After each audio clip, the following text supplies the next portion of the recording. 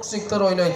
Sen daha birdeki kılıçlı bilesin mi? Aa bilim. Ne kılıp veresin? Ben salto aç ben. Akrobatik. Akrobat. Buldu bu olsan bir tek köreylik. Hiç kim görme yanında. Hiç kim görmedi. Bir de sonrasından at ver. Gerek bolsa baldargada örgüt. Yok. Özün ele aylanıp ver. Bitti özün. Ballarına giyin üret koyasın. Bop duru mu? Hani maskara vazı. Özüden bir tane akrobat köreylik işi. Hey! Bizim akrobatçılar aldı kayam, arka kayam, saldat işte maskara vaz. Bir aylarında baş aylana bu bir haftadan keyin baş yerge düşüp. Bir cumadan giyin. Abi. Yok senin bir cuma kötü olmayız. Yok bir cuma mesko bir baladki sekir ver bitti. Bitti orma saldanı baladını köreylik. Özü bile sen mi?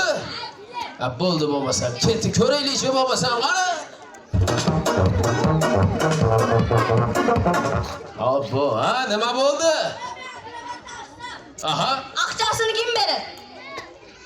Akçaga aşasın bari. Akçalar.